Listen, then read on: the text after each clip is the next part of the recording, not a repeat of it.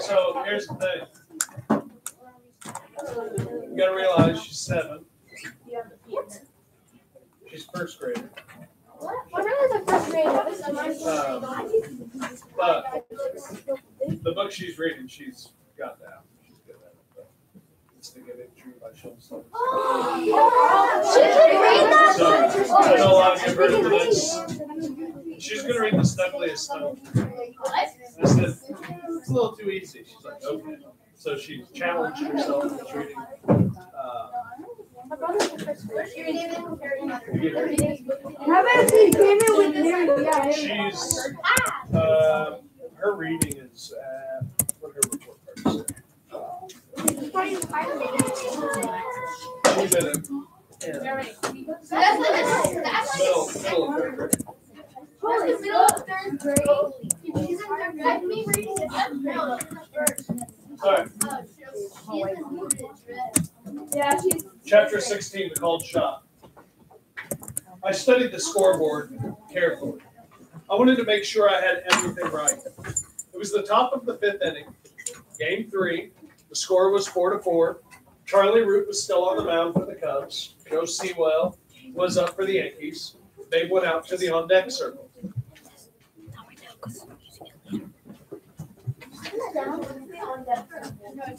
So I'm going to show you. The on-deck circle is where. This is the on-deck circle. The circle, it's right there. And right there, that's where the batter, and you can see the Dodger batter right here. Yeah, Dodger. He's kind of waiting there, waiting to warm up, get ready to go up to bat. Oh, a Dodger? He's like dodgeball. Yes, everything was exactly the way Dad told me it would be. Babe was about to hit the most famous home run in the history of baseball.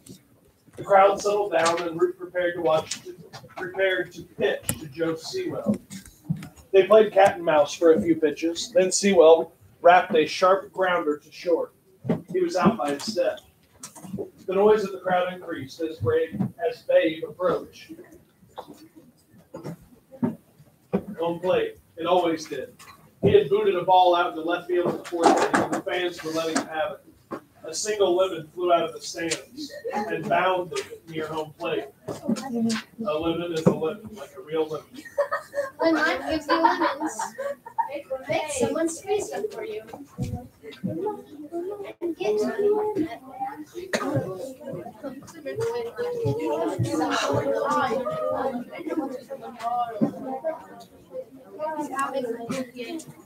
I try to remember once.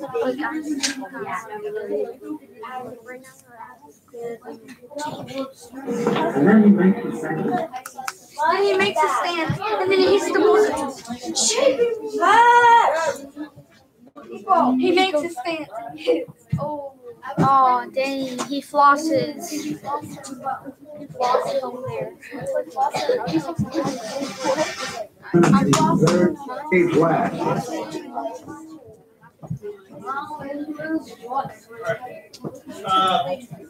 The noise of the crowd increased as Babe approached home plate. It always did. He had booted a ball out to left field in the 4th inning, and the fans were letting him have it. A single lemon flew out of the stands and bounced near home plate. The boos got louder when the umpire picked up the lemon and tossed it aside. In the Cub dugout, most of the players were up on the steps yelling and taunting Babe. "Drop dead, you big baboon," one of them hollered. "Hey, Fatso," yelled another. When's the last time you saw your feet, you dumb sap? Go soak your heads, Babe replied. He wasn't angry. He was smiling, even laughing. It looked like he enjoyed being heckled and heckling back. As Babe stepped into the batter's box, Lou Gehrig climbed out of the dugout and went to kneel in the on-deck circle. Charlie Root peered for his side. He didn't look scared of Babe. He looked determined. Babe had already hit one homer and nearly hit a second one. I almost expected Root to knock Babe down, but instead he burned in a pitch right over the plate. It looked like a fastball. Babe let it go by. When the ump called strike 1, the crowd erupted into cheers. "Fog it in, Charlie," one of the Cubs yelled. "That big lummox ain't worth a bucket of warm spit." "Hey, Buffalo Butt," Is that your mug, Ruth? Or were you hit with a really ugly stick? The Cubs were having a good time. They were putting their thumbs in their ears and wiggling their fingers at Babe as they shouted at him. They fell all over each other, laughing with each remark. Go suck an egg, you bums. Babe shouted back. Roasted! Rickety Rex! Babe held his bat loosely in his left hand as he stepped out of the batter's box, still grinning. He looked over at the Cub bench, raised one finger of his right hand in the air. That's the one he was telling them. When Babe stepped back in, Root threw another pitch a little slower. It was inside for ball 1. The next pitch was outside for ball 2. Boo! Screamed the crowd. Root went into the windup and Babe watched him intently. It looked like he thought about swinging, then changed his mind and let the pitch go by. The umpire called strike 2. The crowd exploded in cheers. It was definite. One more strike and they'd have him. Time to retire, beer belly. You're finished. The Cubs were all the way out of their dugout now, trying to scream at Babe over the crowd noise. Babe stepped out of the box again. He wiped his hands on his pants, then held up 2 fingers on his right hand. It only takes 1 to hit, he announced, pointing his bat toward the Cub dugout. Shut up, you fat blimp. This was it. 2 balls, 2 strikes, 2 and 2. That was the count Dad told me Babe would hit the called shot on. I opened my eyes wide. I didn't want to blink for fear of missing it. Hey, kid, Tony Lazzeri said to me, how about getting me another hot dog? Not now, I barked, not even looking at him. Get back in the box, you big galoot, hollered Charlie Root from the mound. I'm going to knock the next pitch down your throat, Babe replied. And then he pointed. Babe. And then he pointed. It was quick, and you could have missed it if you weren't watching carefully, but he pointed.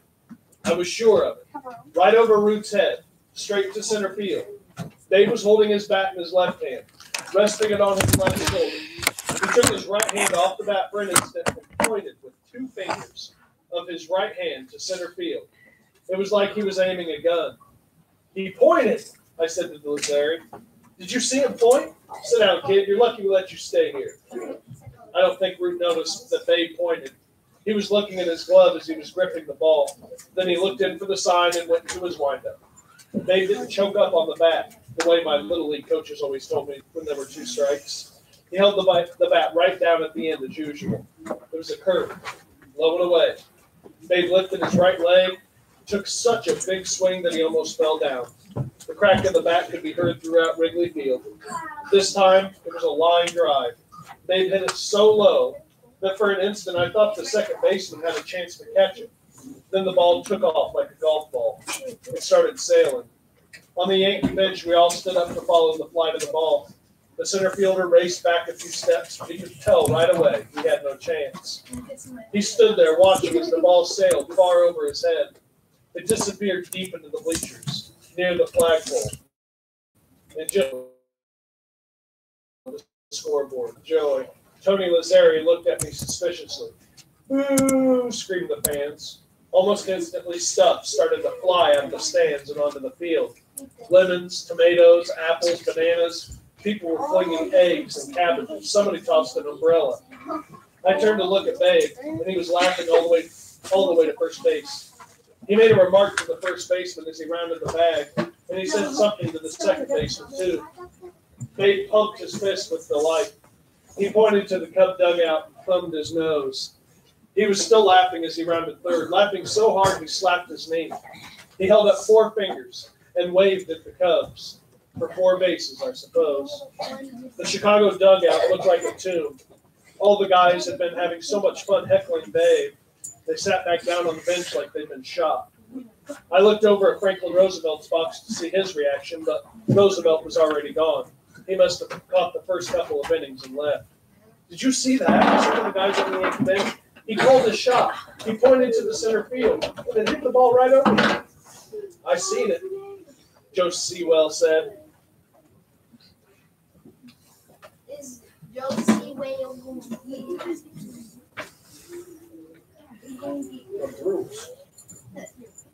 Oh, thank you, right. "I seen it," Joe Sewell said. "He did not," insisted Bill Dickey, the Yankee No more catcher. music. He was pointing to Ruth. After circling the bases, Babe stepped on home plate ceremoniously and shook hands with Lou Gehrig. Then he bowed to left field again, to the right. Before he could get to the dugout, the Yankees came out and mauled him. "You do the same thing," I heard him say to Lou Gehrig.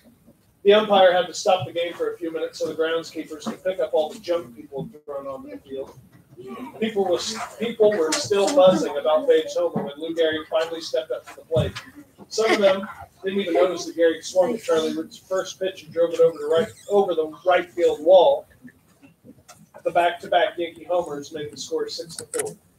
The Cubs were beaten. You could see it in their eyes. They didn't have anything else to say. Root and Gehrig had each slammed 2 home runs, and Chicago simply couldn't match that kind of firepower. The game might as well have been over. So I had seen it. To my eyes, at least, Babe had called his shot. I accomplished what I had set out to do, but now I had to do something else. Find my dad. So, what do you think? Remember, he said, "I'm going to hit it right." Did it catch the ball? Straight to center field. No, he said something to Rue. What did he say? He's like, "Can you get me a hot dog?" And he's like, "No." Babe shouted at the pitcher. He said, "I'm going to knock the next pitch down your throat." And then he pointed. Do you think he was pointing at the pitcher, or do you think he was calling a shot pointing at center field over the How pitcher? many of you think he was pointing at the pitcher? I think he was pointing at the pitcher. Yeah, but Of course, because you're a Cubs fan. You're a Cubs fan, of course.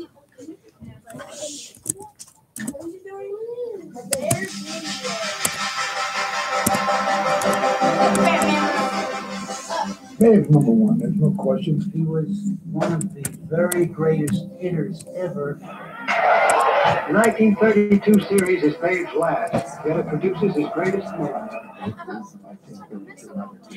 Mark did not call his shot off Charlie Root. Yeah. Oh, what a moment. Someone's on it. They're not anymore. Like, is I look like Messi.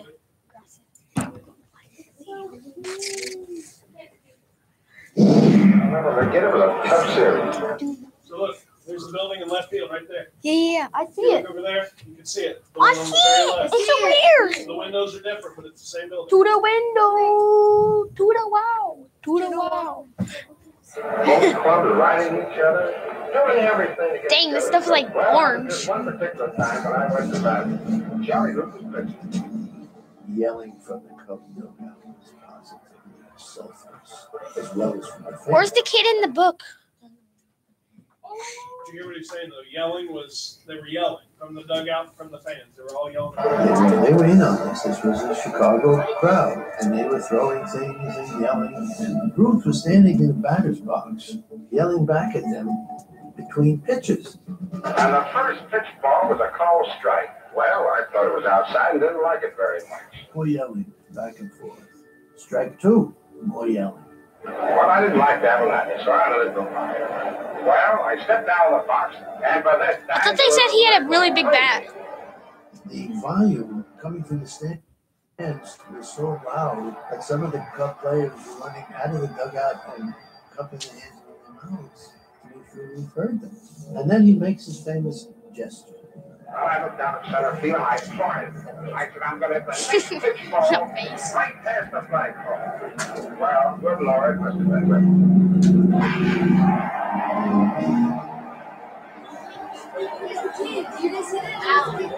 No, that guy's not even real. I was just kidding. Dude, he looks like a little chicken. He like, he's so slow. No, that kid's not even real. I was just kidding. He does not run big. Which they brought up made by some amateur, which seems to have Babe Ruth. Oh yeah, he did point. I don't know whether they called it or not. But Gabby Hart was a catcher. He was right there. He knew what was going on. Are you good? No, he wasn't pointing the stands. He pointed the bench and he talked it back to the bench. So they were riding pretty on. He just pointed 2 fingers at the dugout. Said that's only 2 strikes. He wasn't pointing. He was pointing to the dugout. Well, it made a great story. A lot of people said he didn't, and it's going to be one of those things for the rest of our lives. Did he or did he not? I would say that I saw point the bat out. I would say he's close. But it's not at all technical.